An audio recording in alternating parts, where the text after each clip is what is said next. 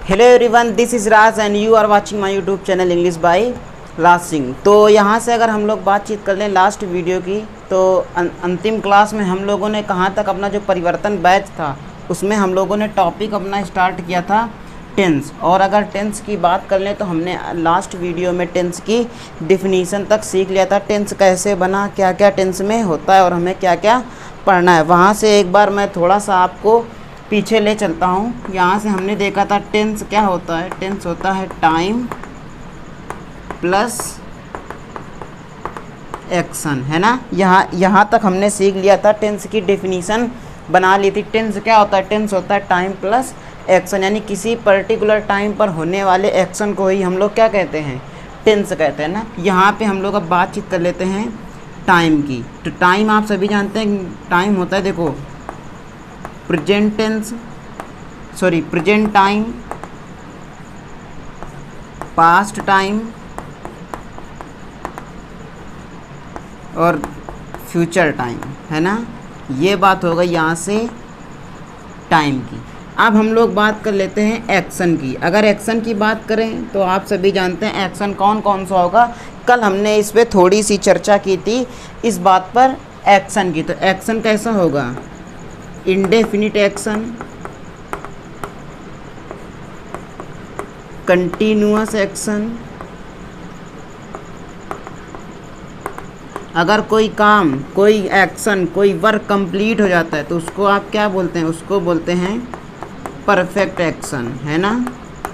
और कोई एक्शन कुछ बहुत उसका हिस्सा कंप्लीट हो गया हो और कुछ बहुत अभी क्या हो, कंटिन्यू चल रहा हो, तो परफेक्ट प्लस कंटिन्यू वो क्या हो जाता है? Perfect continuous action. I hope आप सभी को यहाँ तक दिख रहा है। अगर नहीं दिख रहा है तो मैं बोल दे रहा हूँ, परफेक्ट कंटिन्यूअस एक्शन।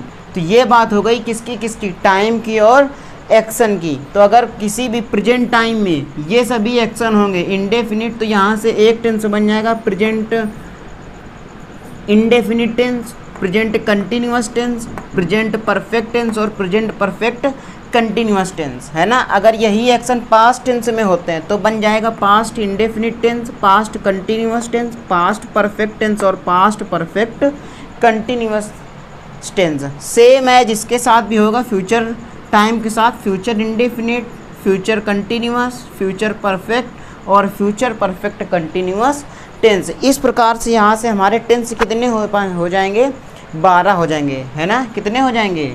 12। वैसे आप सभी से पूछेंगे टाइम आप कितने बताएंगे? 3, प्रेजेंट टाइम, पास्ट टाइम और फ्यूचर टाइम। टेंस की बात कर लेंगे तो present indefinite tense, past indefinite tense, ऐसे करके कुल टोटल आप बता देंगे 12। तो सबसे पहले अब हम लोग बातचीत करते हैं यहाँ से। पहला जो है प्रेजेंट टाइम का। जब प्रेजेंट टाइम का बात करेंगे तो उसके साथ इंडेफिनिट एक्शन, तो ये बन जाएगा present indefinite tense, present indefinite tense.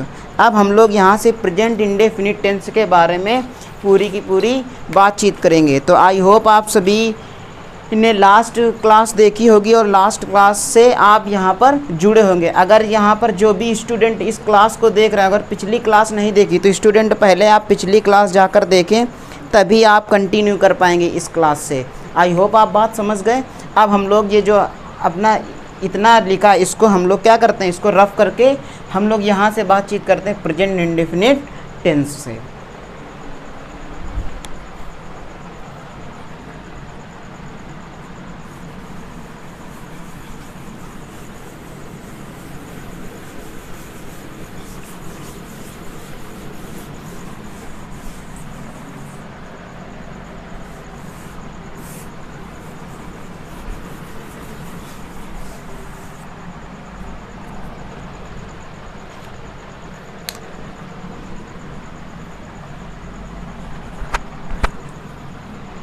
यहाँ से अब सभी आप लोग क्या करेंगे? हेडिंग डाल लेंगे अपनी,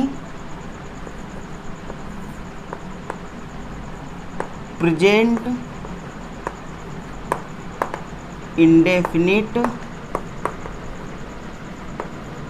टेंस।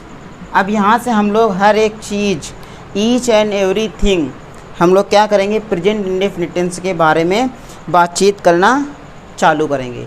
तो सबसे पहले मैं कुछ बेसिक सी चीज़ें बताऊंगा, क्योंकि ये आप सभी जानते हैं कौन सा बैच है, परिवर्तन बैच के थ्रू आप सभी पढ़ रहे हैं। तो इस बैच में मैं आप सभी के लिए बिल्कुल बेसिक से चीज़ें लेके चलता हूँ। तो सबसे पहले आप सभी ने ट्रेडिशनल एक पहचान ज़रूर सीखी होगी छोटी क्लासों में, मैं वहीं से कंटिन्यू करता हूँ।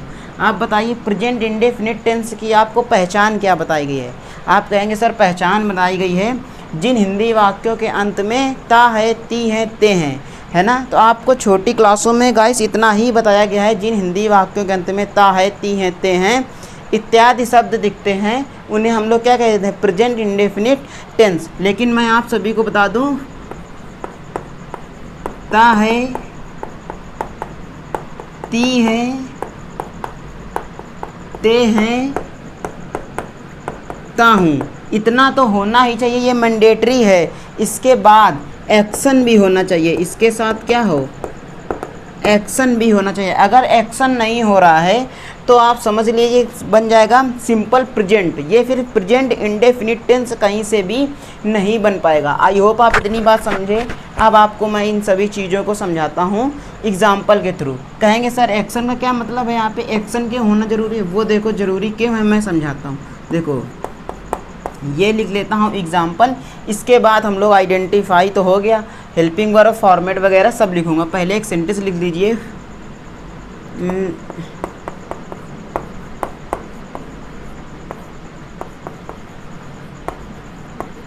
मैं रोज क्रिकेट खेलता हूँ। तो पहला सेंटेंस मैंने लिखा मैं रोज क्रिकेट खेलता हूँ। तो आप देख रहे हैं कि हिंदी के वाक्य के अंत में ता है, ती है, ते हैं, ता हूँ में एक चीज़ तो आ गई, ता हूँ खेलता हूँ। लेकिन आप यहाँ से ये बात भी देख रहे हैं कि ता हूँ के साथ साथ एक्शन भी तो है। एक्शन किसका है, खेलने का। क्या है एक्शन, क्या है, खेलना है। तो I play cricket every day, I play cricket every day, ये बात हो गई। यहाँ से प्रेजेंट इंडेफिनिट टेंस हो गया, क्योंकि यहाँ पे लिखा है क्रिकेट खेलता हूँ। अगर यहाँ से एक्शन है, अगर यहाँ एक्शन ना हो तो एक्शन कैसे नहीं होगा। देखो ऐसे लिख दें कि दूध सफ़ेद होता है ना। नेक्स्ट सेंटेंस मैं लिख रहा हूँ दूध सफ़ेद होता है। तो आप सभी बताइए यहाँ पर भी आपको हिंदी वाक्य के अंत में क्या मिला, ता है, ती है, ते हूँ, ता हूँ में एक चीज़ यहाँ से मिल गई, ता है, दूध सफ़ेद होता है। लेकिन आप बताइए यहाँ पे क्या कोई एक्शन है, there is no action in this particular sentence. तो यहाँ से हम क्या कह सकते हैं, यहाँ से हम इसे बिल्कुल नहीं कहेंगे कि ये प्रेजेंट इंडेफिनिट टेंस है, कह ही नहीं सकते, गलत हो जाएगा अगर इसे हम लोग कह देंगे कि ये प्रेजेंट इंडेफिनिट टेंस है। ये तो सिंपल प्रेजेंट हो गया। जैसे देखो इसकी अंग्रेजी बनाए तो हो जाएगा milk is white, milk is white, दूध सफ़ेद है या फिर सफ़ेद होता है, यहाँ पे कोई एक्शन ही नहीं है। तो ये हो जाएगा सिंपल प्रेजेंट। इसको हम लोग क्या कहेंगे, ये इसको कहेंगे सिंपल प्रेजेंट, और इसको कह देंगे हम लोग present indefinite tense. I hope कि आप सभी इन दोनों सेंटेंस में जो डिफरेंस है वो बहुत ही अच्छी तरीके से समझ गए होंगे। अब हम लोग बातचीत करते हैं यूज ऑफ टेंस, है ना। ये बात रही थोड़ी सी यूज ऑफ टेंस की, कि टेंस का यूज़ कहाँ होता है, कैसे हम लोग टेंस का यूज़ करते हैं। अगर यहाँ से देखिए मैं ये बात डिस्कस नहीं करता कि कैसे हम लोग पहचानते हैं, अगर मैं केवल ये आप सभी को बता देता कि जिन हिंदी वाक्यों के अंत में ता है, ती है, ते हैं, ता हूँ आता है वो प्रेजेंट इंडेफिनिट कहलाते हैं, तो आप कभी भी चीज़ें जान ही नहीं पाते, आप हमेशा कंफ्यूज रहते हैं। आपसे कोई पूछता दूध सफ़ेद होता है, काला कौवा होता है, पृथ्वी गोल होती है, तो इसमें भी ता है, ती है, ता हूँ, और बिजली सी बात आप सभी को दिख रहा होगा, लेकिन आप उसे क्या बोल देते, प्रेजेंट इंडेफिनिट टेंस। लेकिन अब आप इस सेंटेंसों में कभी भी गलती नहीं करेंगे। अब मैं इन एग्जांपल्स को साफ करके चलते हैं फॉर्मेट्स की तरफ। फॉर्मेट बना लेते हैं चलो इसके।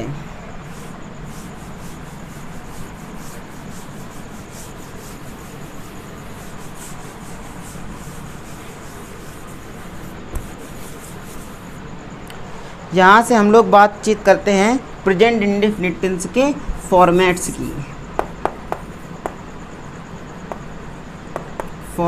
की बात कर दें तो पहला फॉर्मेट्स होता है अफर्मेटिव सेंटेंस। अफर्मेटिव सेंटेंस साथ साथ नोट करते जाइए। अफर्मेटिव सेंटेंस की बातचीत कर लें तो इसमें फर्स्ट पॉइंट लिखेंगे singular subject plus singular verb plus object plus other word. ये हो गया फॉर्मेट। अब यहाँ से आप समझिए सिंगुलर सब्जेक्ट से मतलब क्या है। सिंगुलर सब्जेक्ट से हमारा मतलब है स्टूडेंट, यहाँ पे क्या आएगा, ही, सी, इट या फिर किसी पर्सन का नेम, किसी पर्टिकुलर थिंग का नेम आएगा, ही, सी, इट या फिर नेम। ये क्या हो गया, सिंगुलर सब्जेक्ट। सिंगुलर वर्ब की बातचीत कर लेते हैं। सिंगुलर वर्ब से मतलब है वर्ब की फर्स्ट फॉर्म में एस या फिर ईएस, है ना। वर्ब की फर्स्ट फॉर्म में आप क्या लगाएंगे, यस लगाएंगे या फिर ईएस लगाएंगे अगर सिंगुलर सब्जेक्ट है। दूसरा पॉइंट यहाँ से हमारा है plural subject plus plural verb plus object plus other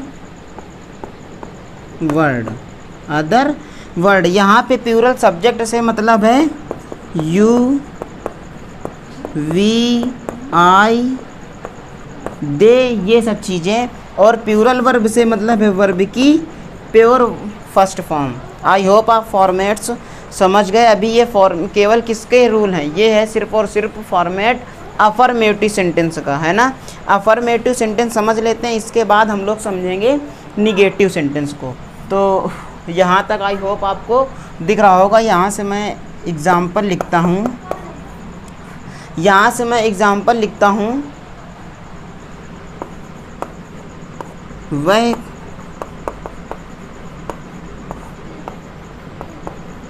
Kanpur जाता है। तो यहाँ पे ता है दिखा, आप समझ गए। लेकिन कानपुर जाना भी क्या है, एक एक्शन है। तो ये बन जाएगा ही गोज़, है ना। गो वर्ब में क्या लगाएंगे, एस या ईएस लगा देंगे। तो he goes to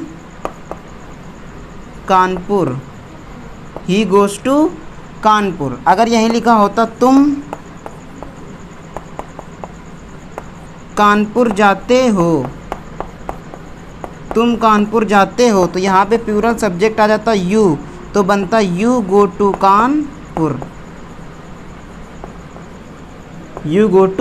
Kanpur. I hope आपको इतनी बात बहुत ही आसान तरीके से समझ गए होंगे आप सभी। वह कानपुर जाता है, ही गोज़ टू कानपुर। तुम कानपुर जाते हो, यू गो टू कानपुर। यहाँ पे प्लूरल सब्जेक्ट है तो प्लूरल वर्ब हमने लगा दिया और उसके बाद लगा दिया ऑब्जेक्ट, है ना। इतनी बात आपको समझ में आ गई होगी। इसको जैसे लिखा है ऐसे ही पूरा का पूरा या तो आप स्क्रीनशॉट ले लीजिए या फिर इसको नोटबुक में अपने लिख लीजिए। अब हम लोग बात कर लेते हैं प्रेजेंट इंडेफिनिट की हेल्पिंग वर्ब की, है ना। तो यहीं साइड में मैं लिख देता हूँ हेल्पिंग वर्ब की बातचीत कर ले तो हेल्पिंग वर्ब क्या होती है इसकी, डू या फिर डच। और ये हम कब यूज़ करते हैं, ये यूज़ करते हैं निगेटिव सेंटेंस में और इंटेरोगेटिव सेंटेंस में। निगेटिव और इंट्रोगेटिव सेंटेंस में हम यूज़ करते हैं हेल्पिंग वर्ब डू या डच। कैसे यूज़ करते हैं इन सब चीज़ों के बारे में जानेंगे हम लोग नेक्स्ट वीडियो में, है ना। छोटी छोटी वीडियो में हम लोग कुछ पॉइंट जानते चले जाएंगे और इस तरीके से हमारा पूरा का पूरा परिवर्तन बैच जो है कंप्लीट होता रहेगा, ताकि आप सभी को भी बहुत ज़्यादा समय ना देना पड़े, वीडियो हमारी लॉन्ग ना हो। तो मिलते हैं नेक्स्ट क्लास में आगे इसका कंसेप्ट लेके। तब तक के लिए जय हिंद, take care and love you all.